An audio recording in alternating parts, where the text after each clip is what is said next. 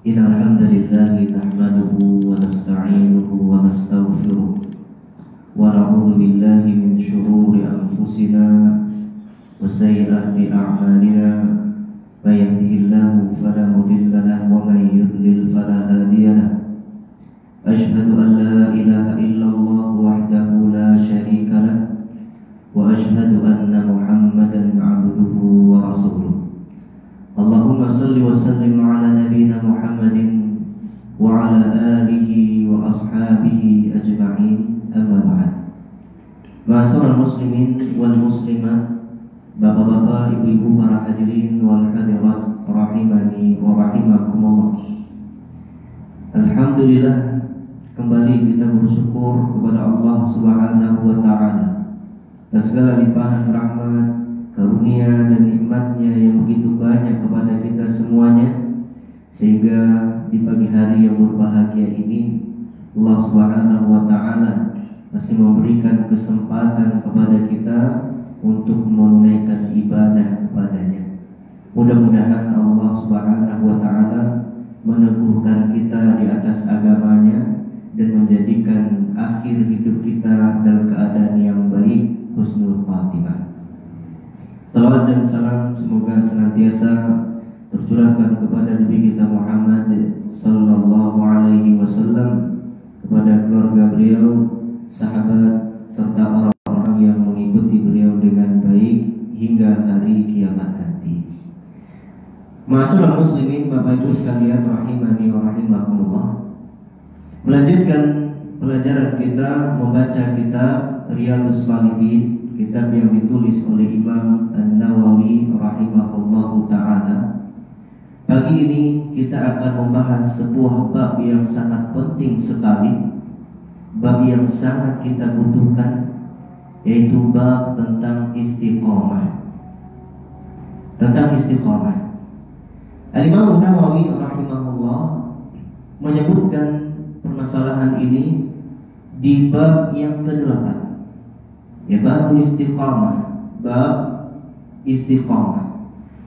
Kemudian beliau menyebutkan beberapa ayat dan hadis yang menunjukkan tentang istiqamah. Di antaranya yang pertama adalah firman Allah Subhanahu wa taala di dalam surat Hud ayat yang ke-12. Allah Subhanahu wa taala berfirman, fastaqim kama umirta. Istiqamahlah kamu sebagaimana yang diperintahkan kepadamu. Ini menunjukkan kepada kita bahwa istiqamah adalah perintah Allah Subhanahu wa taala. Kemudian juga Allah Subhanahu wa taala berfirman di dalam surat Al-Fussilat, di dalam surat Fussilat ayat yang ke-30 sampai 32. Innal ladzina qalu rabbunallah tsumma istaqamu. Sesungguhnya orang-orang yang mengatakan Tuhan kami adalah Allah, artinya dia bertauhid kepada Allah, menyembah Allah selama hidupnya. Tsumma istaqamu, kemudian dia istiqamah di atas hal itu. Tatanazzalu alaihimul malaikatu, maka akan turun kepada mereka para malaikat. Sebagian ahli tafsir mengatakan, dan ini terjadi ketika seorang itu berada di sakratul maut. Saat di akhir hayatnya, seorang yang beriman dan bertakwa kepada Allah serta istiqomah di atas hal tersebut, maka di akhir hayatnya, di saat-saat yang sangat genting, maka pada saat itulah turun malaikat-malaikat rahmat, turun malaikat-malaikat Allah, seraya membisikkan kepadanya, alla takhafu wa la tahzanu. Janganlah kamu takut dan janganlah kamu bersedih hati. Kebahagiaan yang hakiki itu, Bapak Ibu sekalian, adalah ketika seorang dihilangkan rasa takutnya, dihilangkan kesedihannya. Rasa takut itu biasanya terkait dengan masa yang akan datang. Kita mengkhawatirkan masa depan. Dan kesedihan biasanya terkait dengan masa lalu. Ya, seorang yang beriman, ketika dia berada di ambang kematiannya, maka semuanya akan terfikir olehnya, bagaimana keluarganya, anak-anaknya, dan seterusnya, bagaimana perjalanan hidupnya setelah ini. Maka malaikat membisikkan padanya, jangan kamu takut, jangan kamu sedih. Wa abshiru bil jannah. Serta malaikat mengatakan, bergembiralah kamu dengan surga. Allati kuntum tu'adun. Surga yang telah dijanjikan kepada kalian. Nahnu awliya'ukum fil hayatid dunya wa fil akhirah. Walakum fiha ma tashtahi anfusukum. Walakum fiha ma tadda'un. Nuzulam min ghafurir rahim. Kamilah pelindung-pelindung kalian dalam kehidupan dunia dan di akhirat. Dan di dalamnya, di dalam surga itu, kalian akan memperoleh apa yang kalian inginkan, dan kalian akan memperoleh apa yang kalian minta sebagai penghormatan untuk kalian dari Allah yang Maha Pengampun lagi Maha Penyayang. Jadi setelah ayat yang pertama Allah memerintahkan kita istiqamah, maka di ayat yang kedua ini Allah menyebutkan keutamaan yang akan didapatkan oleh orang-orang yang istiqamah di dunia.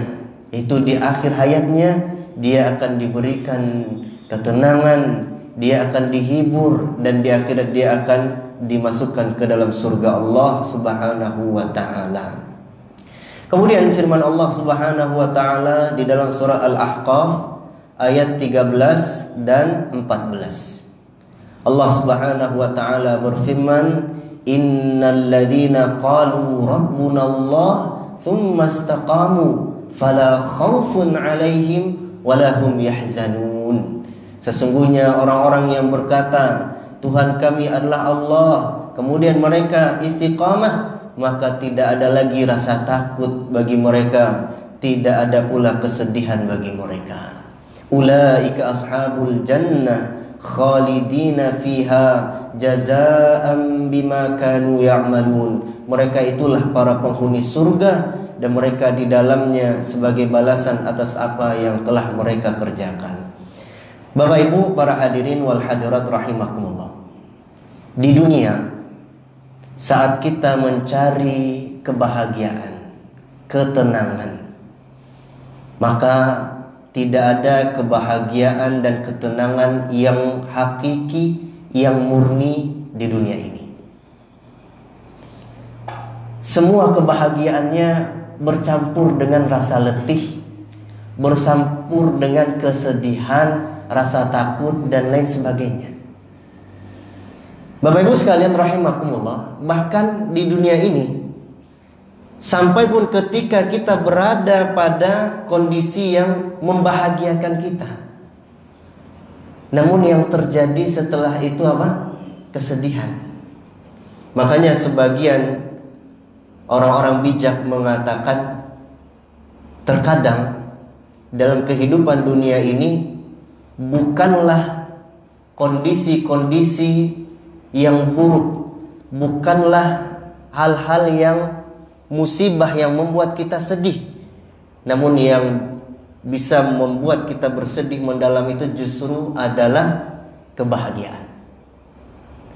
Contoh mudah, kita punya orang tua, kita sangat menyayanginya, kita sangat mencintainya, kita memiliki kenangan-kenangan indah bersamanya. Saat dia meninggal dunia, kita sedih. Kenapa? Karena yang terbayang adalah kenangan-kenangan indah bersama mereka. Saat kita dibimbing oleh mereka, saat kita makan bersama, saat kita bertemu, saat kita melakukan banyak hal, semua keindahan-keindahan itu terbayang. Itu yang membuat kita sedih. Maka orang-orang yang istiqomah ini dihilangkan, rasa takutnya dihilangkan, kesedihannya juga dihilangkan oleh Allah Subhanahu wa ta'ala. Apa yang kamu sedihkan terhadap apa yang akan kamu tinggalkan, jangan sedih. Di akhirat akan dikembalikan semua kepadamu. Dan kita tahu Bapak Ibu sekalian rahimakumullah, di surga itu nanti orang-orang yang beriman akan dikumpulkan kembali bersama keluarganya yang sama-sama beriman, sehingga mereka bertemu dalam keadaan bahagia, dalam keadaan gembira. Namun untuk mendapatkan itu, kita harus beriman kepada Allah, kemudian istiqomah sampai kita meninggal dunia. Hadis yang berikutnya yang dibawakan oleh Imam An-Nawawi rahimahullah, setelah ayat beliau membawakan hadis dari Abu Amr. Ia pernah berkata kepada Nabi sallallahu alaihi wasallam, "Ya Rasulullah, qul li fil Islam qawlan la as'alu anhu ahadan ghairak." Aku pernah berkata kepada Rasulullah, "Ya Rasulullah, katakanlah kepadaku suatu perkataan yang aku tidak akan menanyakannya kepada siapapun selain Anda." Maka Nabi sallallahu alaihi wasallam menjawab, "Qul amantu billah tsumma istaqim." Katakanlah, aku beriman kepada Allah, kemudian beristiqomahlah kamu.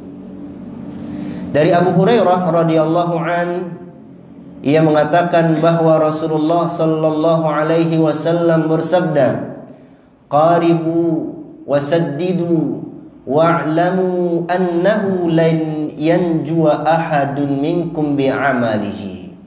Bersikap pertengahanlah kalian, seimbang, serta istiqomahlah kalian.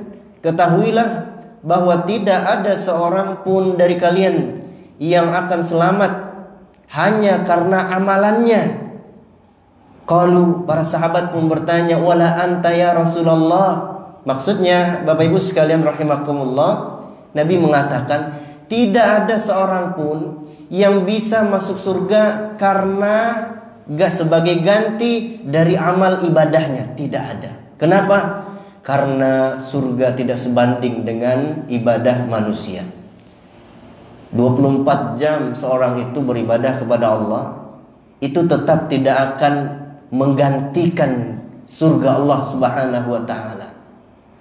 Maka para sahabat pun bertanya, "Tidak juga dengan Anda ya Rasulullah?" Beliau mengatakan, "Iya, tidak juga dengan aku.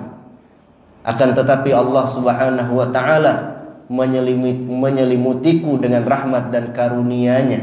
Artinya Bapak Ibu sekalian rahimakumullah, seorang itu masuk surga karena rahmat Allah, karena keutamaan dari Allah Subhanahu wa ta'ala. Adapun amal ibadah itu hanya sebagai sebabnya saja. Makanya para ulama mengatakan Bapak Ibu sekalian, masuk surga itu masuknya itu karena rahmat Allah, karena keutamaan dari Allah, dan syaratnya hamba itu harus bertauhid. Adapun amal ibadah itu akan menentukan di mana tempatnya di surga, karena surga itu bertingkat-tingkat. Apakah di tingkat yang rendah atau menengah atau yang tinggi, ini yang menentukan amalannya. Adapun masuk surga itu adalah rahmat dari Allah Subhanahu wa ta'ala. Oleh karenanya, untuk mendapatkan rahmat Allah itu, sebagaimana yang tadi disebutkan di dalam ayat, seorang pertama harus beriman kepada Allah, dan tentu dia harus melakukan konsekuensinya. Kemudian setelah itu istiqomah sampai dia meninggal dunia. Bapak Ibu sekalian rahimani wa rahimakumullah, apa yang dimaksud dengan istiqomah? Istiqomah sebuah istilah yang mungkin tidak asing bagi kita atau sebahagian kita. Yang dimaksud oleh istiqomah, yang dimaksud dengan istiqomah, sebagaimana yang dikatakan oleh Imam Ibnu Rajab Al-Hambali rahimahullah, beliau mengatakan istiqomah itu adalah menempuh jalan yang lurus dan tidak berpaling ke kiri maupun ke kanan. Istiqamah mencakup pelaksanaan terhadap semua ketaatan kepada Allah, baik yang bersifat lahiriah maupun batin, serta meninggalkan semua larangannya. Istiqamah, berada di atas jalan yang lurus, tidak berpaling ke kiri, tidak berpaling ke kanan, dan dia kokoh di atas jalan itu sampai dia meninggal dunia. Ma'asyiral muslimin wal muslimat rahimani wa rahimakumullah. Tidak ada yang menjamin kita bahwa kita akan meninggal dalam keadaan iman. Tidak ada yang menjamin bahwasanya kita akan masuk ke dalam surga Allah Subhanahu wa taala. Ketika kita diberikan nikmat oleh Allah Subhanahu wa taala dengan nikmat yang paling besar, yaitu nikmat iman, nikmat berada di atas sunnah Nabi sallallahu alaihi wasallam, nikmat beribadah kepada Allah Subhanahu wa taala, itu nikmat yang besar Bapak Ibu sekalian. Oleh karenanya dahulu seorang tabi'in yang bernama Abu Aliyah mengatakan, sesungguhnya aku telah diberikan oleh Allah Subhanahu wa taala dua nikmat yang sangat besar, yang aku sendiri tidak tahu mana di antara dua nikmat itu yang lebih utama, yaitu yang pertama nikmat berada di atas iman, menjadi seorang muslim. Kemudian yang kedua nikmat berada di atas sunnah Rasulullah sallallahu alaihi wasallam. Bapak Ibu, ma'asyiral muslimin wal muslimat rahimakumullah. Nikmat Islam itu nikmat yang sangat besar sekali, Pak. Kita bisa buka sekarang di internet banyak. Berapa jumlah umat Islam di dunia yang hidup hari ini 2024 ini? Kalau kita cari manusia yang hidup, dan itu pun yang terdata kan, jumlahnya 8 miliar. Kemudian kita cari lagi berapakah kira-kira jumlah umat Islam di dunia. Artinya orang yang memang dia muslim. Kita cari nilainya itu tidak sampai 2 miliar, 1,9. Kalaupun kita mengatakan 2 miliar, sekarang coba bandingkan Bapak Ibu sekalian, 2 miliar banding 8 miliar. Berapa persen, Pak? 1/4 dari jumlah manusia yang ada di dunia. Itu yang jelas, artinya 6 miliarnya non-muslim, macam-macam agamanya. Kemudian dari yang 2 miliar itu kira-kira berapa persen yang benar-benar dia melakukan syariat, taat? Artinya yang wajib-wajib, janganlah yang sunnah-sunnah dulu, yang wajib-wajib. Sholat 5 waktu, puasa Ramadan, kalau dia kaya dia mengeluarkan zakat. Berapa persen kira-kira dari 2 miliar itu, Pak?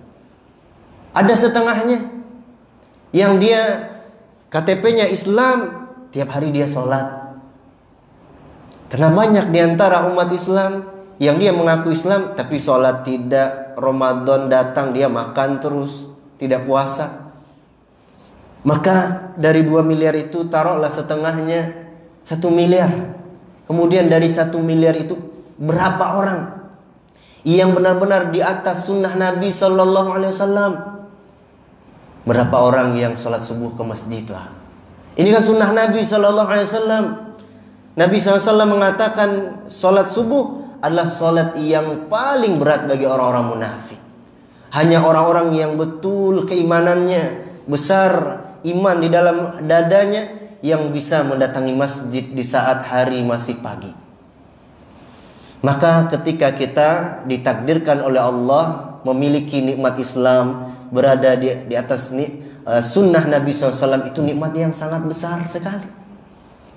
Bayangkan 8 miliar manusia kita dipilih oleh Allah Subhanahu wa taala. Maka untuk menjaga nikmat tersebut kita harus berusaha istiqomah. Istiqomah kita menjaganya, jangan sampai nanti sekarang kita berada di atas kebaikan, namun di akhir kehidupan kita justru kita menutupnya dengan keadaan yang tidak baik. Tidak ada yang menjamin kita bisa meninggal dunia dalam keadaan yang baik. Makanya penting bagi kita istiqamah. Dan diceritakan Bapak Ibu sekalian rahimani wa rahimakumullah, karena yang menjadi patokan keselamatan seorang di kehidupan dunia ini adalah akhir dari hidupnya. Bagaimanakah akhir dari hidupnya? Apakah dia masih di atas keimanan, di atas sunnah Rasulullah atau tidak? Itu yang menentukan keselamatannya. Disebutkan di dalam hadis riwayat Imam Bukhari. Hadis ini hadis sahih. Dari Sahal bin Sa'ad radhiyallahu an, ia menceritakan, ada seorang laki-laki yang berada di barisan kaum muslimin, yang gagah berani dalam perperangan. Dia ikut bersama Nabi Sallallahu Alaihi Wasallam dalam sebuah perperangan. Semua orang, Bapak Ibu sekalian, melihat laki-laki ini adalah orang yang baik, orang yang saleh, orang yang bersemangat melakukan banyak kebaikan. Dia pun ikut bersama Nabi Sallallahu Alaihi Wasallam dalam sebuah pertempuran. Maka pada saat itu Nabi Sallallahu Alaihi Wasallam memperhatikan orang tersebut, kemudian bersabda, barang siapa yang ingin melihat laki-laki penghuni neraka, lihatlah orang ini. Apa yang dikatakan oleh Nabi Sallallahu Alaihi Wasallam ini berdasarkan wahyu dari Allah Subhanahu wa taala, bukan berdasarkan hawa nafsu. Semua orang melihatnya adalah orang yang saleh, orang yang gagah berani di perperangan. Tapi Nabi SAW mengatakan dia termasuk penghuni neraka. Maka salah seorang sahabat akhirnya mengikutinya, menguntitnya. Kemana di perperangan itu, kemana laki-laki itu pergi, sahabat ini mengikutinya dari belakang. Dia perhatikan apa yang dilakukan oleh laki-laki tersebut. Rupanya laki-laki tersebut merupakan orang yang paling ganas terhadap orang-orang musyrik. Dalam perperangan itu sangat luar biasa. Dia pemberani. Dia sangat-sangat tidak memiliki rasa takut. Dia seorang pahlawan. Namun akhirnya laki-laki tersebut terluka di medan perperangan. Dan pada saat itu dia tidak sabar. Dia tidak bisa kokoh di atas keimanan. Dia tidak bisa istiqomah. Ketika luka menimpanya, dia tidak sabar. Akhirnya dia ingin segera dijemput oleh kematian sebelum waktunya. Maka ia ambil pedangnya, diletakkan di dadanya, kemudian dia hunjamkan hingga tembus di antara kedua bahunya. Maka sahabat yang mengikutinya tadi langsung lari-lari, buru-buru menemui Nabi Sallallahu Alaihi Wasallam. Kemudian ketika telah bertemu dengan Nabi SAW, ia pun mengatakan, Ashhadu annaka Rasulullah. Aku bersaksi, aku betul-betul yakin bahwasanya Anda adalah utusan Allah. Nabi SAW mengatakan padanya, ada apa itu? Kenapa? Maka sahabat ini mengatakan, ya Rasulullah, Anda tadi mengatakan siapa yang ingin melihat penghuni neraka, lihatlah orang ini. Dan dia merupakan orang yang paling pemberani di antara kami dan kaum muslimin. Aku pun mengikutinya. Lalu dia mati tidak di atas keislaman. Sebab dikala ia mendapat luka, dia tidak sabar menanti kematian, ia bunuh diri. Sepersis sebagaimana yang Anda katakan, akhir hayatnya adalah su'ul khatimah, akhir yang baik, padahal kehidupannya sebelumnya baik. Maka ketika itu Nabi Sallallahu Alaihi Wasallam bersabda kepadanya, Innal abda la ya'malu amala ahli nar wa innahu min ahli jannah, wa ya'malu amala ahli jannah wa innahu min ahli nar, wa innamal a'malu bil khawatim. Sesungguhnya ada seorang hamba yang melakukan amalan-amalan penghuni neraka, namun berakhir menjadi penghuni surga.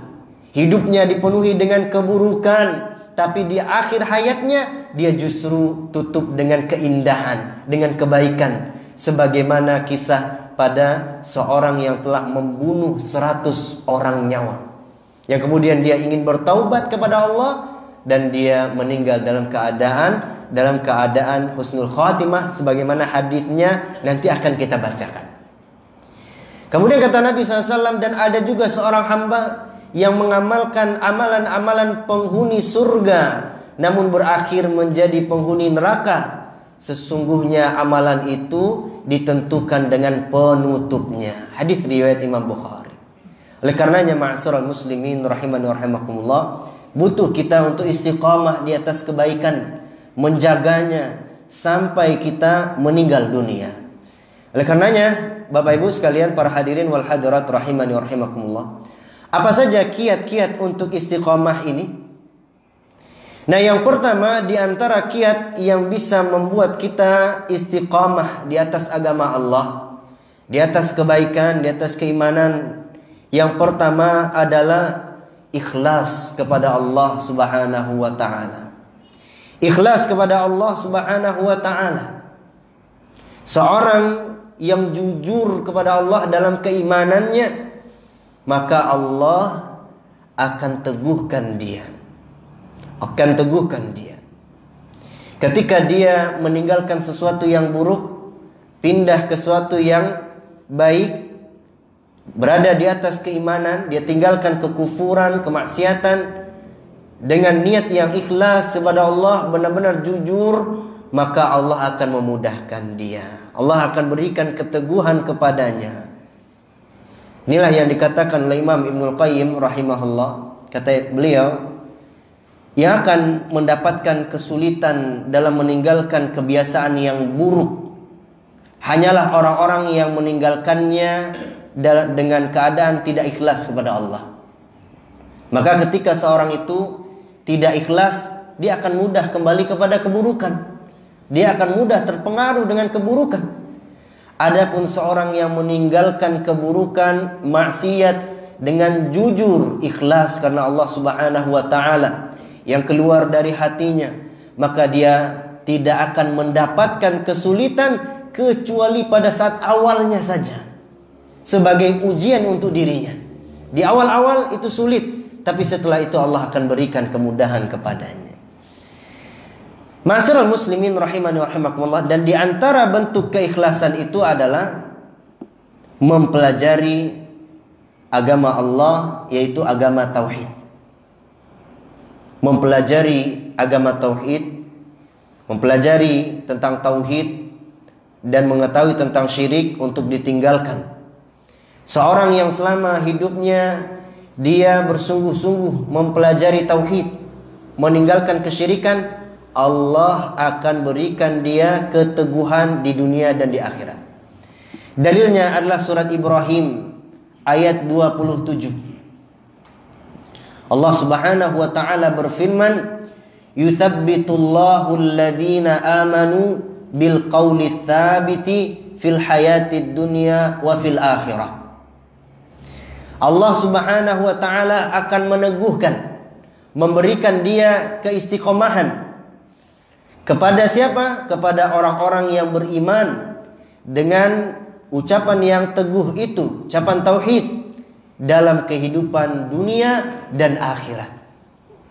Di ayat ini Bapak Ibu sekalian rahimakumullah, surat Ibrahim ayat 27, Allah berjanji, Allah beri keteguhan kepada orang-orang yang bertauhid. Karang yang ada di lautan teguh, kokoh, dia tidak akan bergeser di atas keimanan kepada Allah. Kehidupan akhirat itu adalah alam kubur. Dan Nabi SAW menyebutkan di dalam hadis yang lain bahwasanya nanti di alam barzakh, di alam kubur, semua orang akan diuji, akan ditanya tentang 3 perkara. Man rabbuk, siapa Tuhanmu? Kemudian yang kedua, ma dinuk, apa agamamu? Man nabiyuk, siapa nabimu? 3 pertanyaan yang akan ditanyakan kepada semua manusia di alam kuburnya. Maka orang-orang yang tidak diberikan keteguhan oleh Allah, dan mereka adalah orang-orang munafik, orang-orang kafir, orang-orang yang bermaksiat kepada Allah, orang yang jauh dari tauhid, mereka tidak akan bisa menjawab 3 pertanyaan ini. Akan tetapi, namun orang-orang yang bertauhid, Allah akan teguhkan dia, Allah akan berikan dia kemudahan dalam menjawab 3 pertanyaan tersebut. Oleh karenanya, ma'asyiral muslimin, penting bagi kita mempelajari tauhid. Ya, mengetahui mana yang tauhid, mana yang syirik supaya kita tinggalkan. Nah, ketika seorang itu telah meninggalkan syirik, dia kokoh di atas tauhid, Allah Subhanahu wa taala akan memberikan keistiqomahan kepadanya. Kemudian yang kedua di antara kiat untuk istiqamah adalah menuntut ilmu syar'i.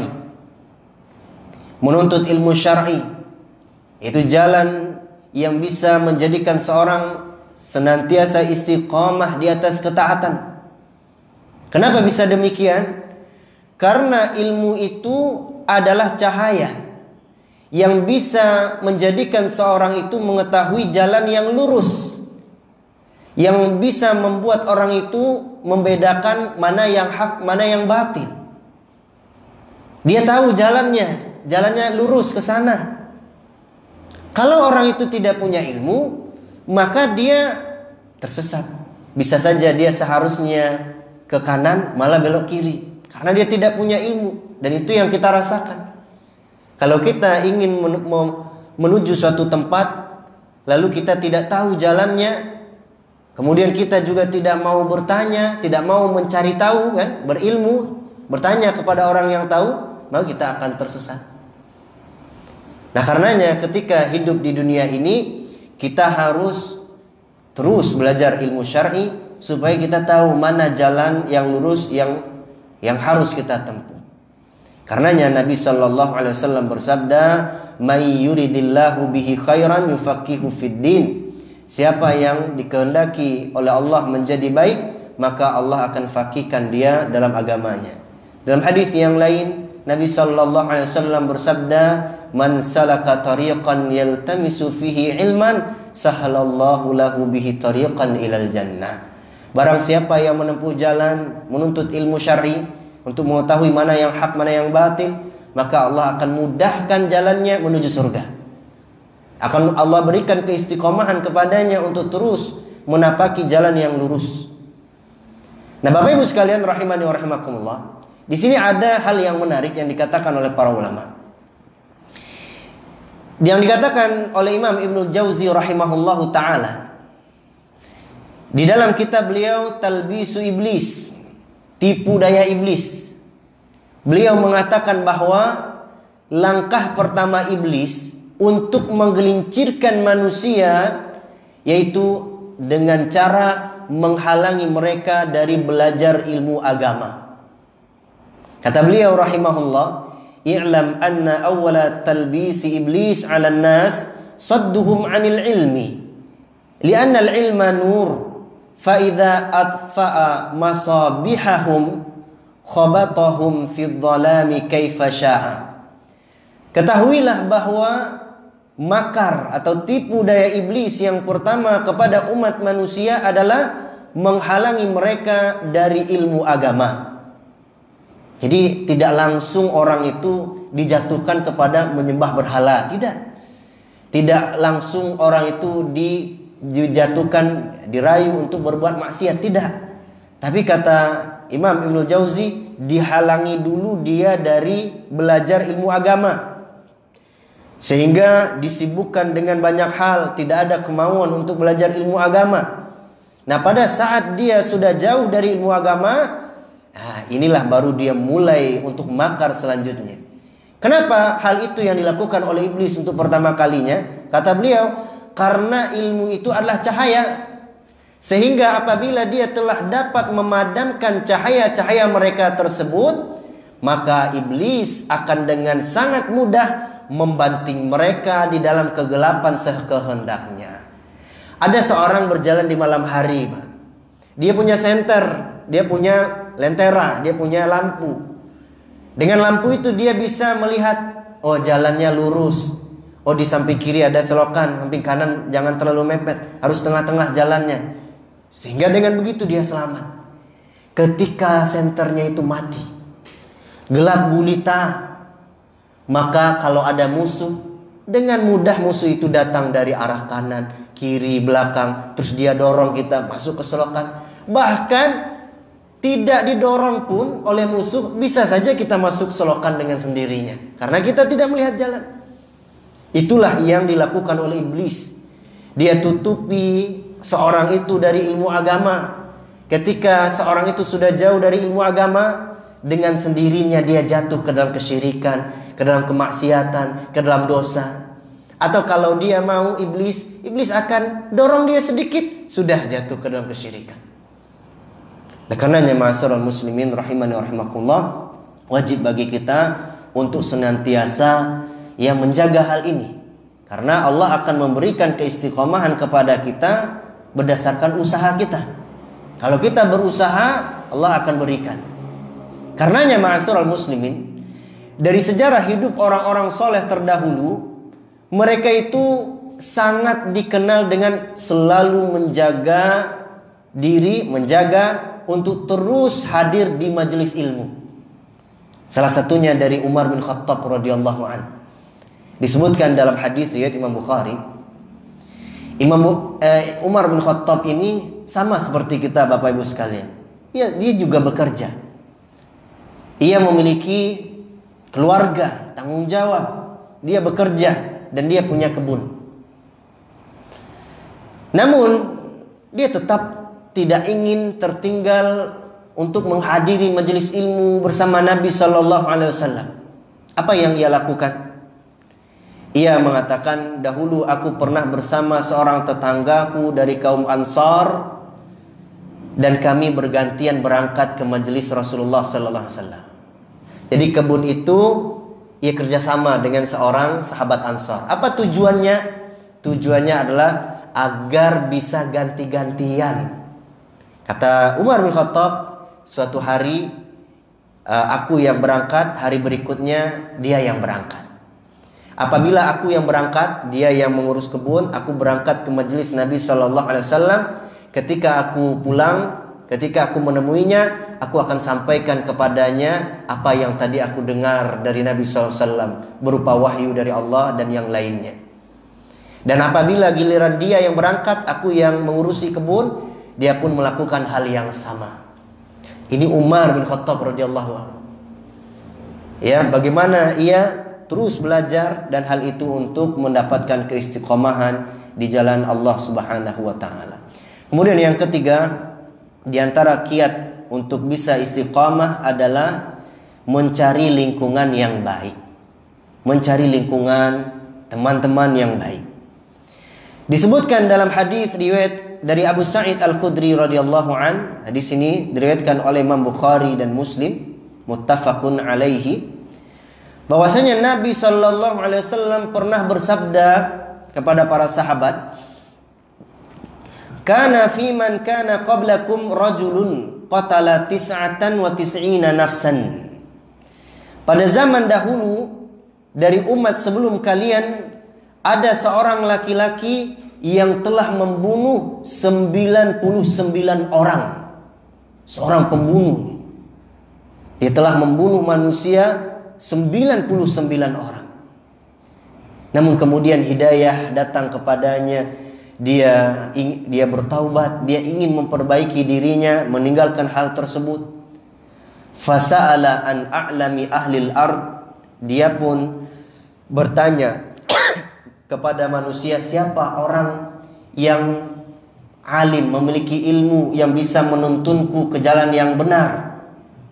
Fadulla ala rahibin. Lalu orang-orang pun menunjukinya kepada seorang rahib, seorang ahli ibadah tapi tidak punya ilmu. Dia pun mengatakan kepadanya tentang apa yang telah dia lakukan. Saya telah membunuh 99 nyawa. Fahal lahu min taubatin, apakah saya bisa bertaubat kepada Allah Subhanahu wa taala? Maka rahib ini, ahli ibadah ini, karena dia tidak punya ilmu, dia mengatakan, la, kamu tidak bisa taubat kepada Allah. Dosamu sudah sangat besar. Faqatalahu fakammala bihi mi'atan. Maka laki-laki ini pun membunuh si rahib tadi. lengkaplah dia telah membunuh 100 orang nyawa. Thumma sa'ala an a'lami ahli al-ardh. Kemudian tetap dia ingin bertaubat. Lalu dia pun kembali bertanya, kepada siapa saya bisa bertanya tentang apa yang harus saya lakukan untuk bertaubat? Apakah saya bisa bertaubat atau tidak? Maka ditunjukkan kepada seorang rajulin alim, seorang ulama, seorang yang berilmu. Lalu laki-laki ini mendatanginya dan bertanya kepada alim tersebut, apakah aku bisa bertaubat? Aku telah membunuh 100 orang nyawa. Maka laki-laki alim ini mengatakan, na'am. Wa man yahulu bainahu wa bainat taubah. Siapa yang menghalangi kamu dari taubat? Sebanyak apapun dosamu, kalau kamu bertaubat kepada Allah, Allah akan terima. Allah akan terima taubatmu. Namun kemudian laki-laki alim ini berpesan kepadanya, intalik ila ardi kada wa kada. Pergilah kamu ke negeri ini. Fa inna biha unasan ya'budunallah. Karena di negeri itu terdapat orang-orang yang menyembah Allah, orang-orang yang saleh. Wala tarji' ila ardika fa innaha ardu sau'in. Dan jangan kamu kembali lagi ke kampungmu, ke negerimu, karena kampungmu itu kampung yang buruk. Artinya disuruh pindah, cari lingkungan yang lain. Kenapa kamu bisa membunuh 100 orang? Ini karena lingkunganmu. Kalau kamu ingin bertaubat tapi kamu tetap kembali ke lingkungan yang buruk itu, kamu tidak akan bisa meninggalkannya. Pergilah ke negeri itu, ke kampung itu, karena di situ orang-orang yang baik, orang-orang yang beribadah kepada Allah Subhanahu wa taala. Fantalaqa. Akhirnya laki-laki ini pun melakukan apa yang disarankan kepadanya. Dia pun berangkat. Hatta idza nasafat tariq atahul maut. Ketika di tengah-tengah perjalanan, ya sudah ingin menuju kampung tadi, dia pun meninggal dunia. Maka pada saat itu, pada saat itulah Allah Subhanahu wa taala memerintahkan kepada malaikat rahmat untuk mengambilnya dan memasukkannya ke dalam surga. Kenapa? Karena setelah diukur jarak dia ke negeri yang dia akan tuju, ke negeri yang baik itu lebih dekat daripada jarak dia kepada kampungnya. Maka dari hadis yang mulia ini, Bapak Ibu sekalian rahimakumullah, menunjukkan kepada kita hendaknya seorang yang menginginkan istiqamah, dia wajib mencari lingkungan yang baik, teman-teman yang baik, Kalau tidak demikian, dia akan sulit untuk istiqamah. Kemudian yang keempat, di antara kiat untuk istiqamah adalah meninggalkan semua kenangan masa lalu, kenangan dosa masa lalu, dan menjauhi sumber-sumber fitnah. Kalau seandainya dahulu kita pernah berbuat dosa, lalu kita sudah meninggalkannya, maka jangan pernah mengungkit, apalagi menceritakan tentang maksiat dan masa kelam yang pernah kita lakukan tersebut. Sudah tutup. Nabi SAW bersabda, kullu ummati mu'afa illal mujahirin. Setiap umatku dimaafkan oleh Allah Subhanahu wa taala dosanya, kecuali orang yang ingin menampakkannya, orang yang ingin sengaja menampakkannya. Wa inna minal mujaharah ayya'mal ar-rajulu bil-laili 'amalan thumma yusbihu wa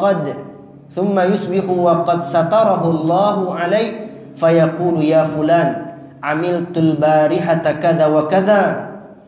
Dan di antara bentuk menampakkan dosa itu adalah seorang hamba yang melakukan perbuatan dosa di malam hari.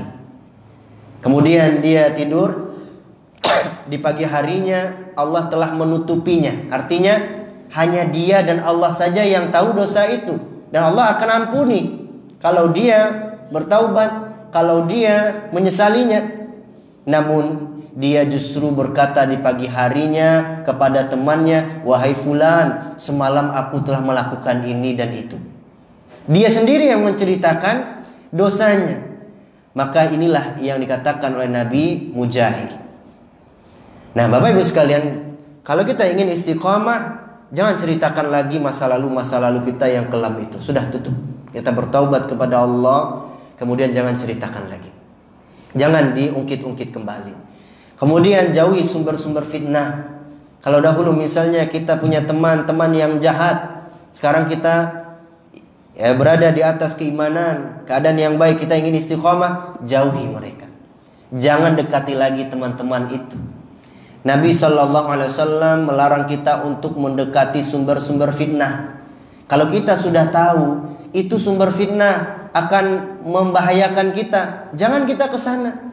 Makanya Nabi SAW di dalam hadis riwayat Imam Abu Dawud mengatakan, "Man sami'a bid-dajjal falyan'a anhu."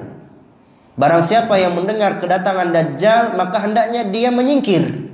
Di akhir zaman nanti, ketika seorang mendengar Dajjal sudah sampai di Jakarta, jangan, siapa Dajjal itu? Penasaran mau lihat bagaimana? Jangan. Tapi seharusnya dia menyingkir. Dia harus pergi ke Bogor, Bandung, dia harus pergi keluar Jawa, menjauh dari Dajjal. Maka kalau seorang itu sudah tahu sumber fitnahnya, maka dia harus menjauhinya. Jangan mendekat, justru mendekatinya. Kemudian yang kelima, yaitu berdoa kepada Allah Subhanahu wa taala. Allah Subhanahu wa taala yang memberikan keistiqomahan kepada kita, maka wajib kita berdoa kepadanya. Di antara doa istiqomah itu adalah doa yang selalu kita minta di dalam salat kita. Ihdinas siratal mustaqim. Itu artinya adalah, ya Allah, tunjukilah kami jalan yang lurus. Maknanya adalah, ya Allah, berikanlah kami keistiqomahan di atasnya. Seorang ketika sholatnya, hendaknya dia merenungkan ini. Ketika dia membaca Al-Fatihah, ihdinas siratal mustaqim, dihadirkan hatinya. Ini doa untuk meminta keistiqomahan kepada Allah, agar dia bisa husnul khatimah. Dan di antara doa istiqamah yang diajarkan, meminta keistiqomahan, yang diajarkan oleh Nabi Sallallahu Alaihi Wasallam adalah, Ya muqallibal qulub, tsabbit qalbi ala dinik. Dan Rasulullah sering mengucapkan doa ini, padahal beliau Rasul, sudah dijamin masuk surga. Ya Allah, ya Allah, Zat yang membolak-balikkan hati, teguhkanlah hatiku di atas agamamu. Ini harus sering-sering kita ucapkan. Ya muqallibal qulub, tsabbit qalbi ala dinik. Ya muqallibal qulub, tsabbit qalbi ala dinik.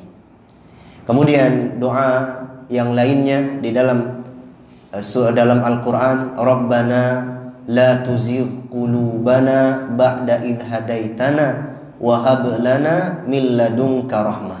Dalam surah Ali Imran ayat yang ke-7. Ya Allah, janganlah engkau jadikan hati kami condong kepada kesesatan sesudah engkau memberikan petunjuk kepada kami, dan karuniakanlah kepada kami rahmat dari sisimu. Innaka antal wahhab, karena sesungguhnya engkaulah maha pemberi karunia. Maka doa-doa ini Bapak Ibu sekalian, hendaknya kita rutinkan, kita ucapkan setiap di dalam sujud, di dalam tasyahud sebelum salam, di waktu-waktu yang mustajab, saat hari Jumat, saat hujan turun, saat di sepertiga malam terakhir, kita minta kepada Allah, ya muqallibal qulub, tsabbit qalbi ala dini. Kemudian kita minta kepada Allah, ya Allah, berikanlah kepadaku istiqamah dan berikanlah kepadaku husnul khatimah. Nah, dengan doa ini insyaallah subhanahu wa ta'ala Allah akan berikan keistiqomahan kepada kita. Wallahu ta'ala alam bisawab. Ini yang bisa kita sampaikan terkait dengan bab istiqamah. Kepada Bapak Ibu yang ada pertanyaan, maka silakan. Tafadhol. Kita buka tanya jawab. Silakan pada Bapak Ibu yang ada pertanyaan.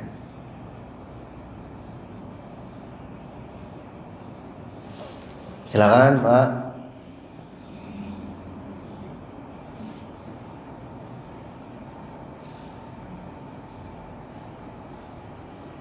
Silakan kalau ada yang mau ditanyakan terkait dengan materi kita, yaitu tentang istiqamah.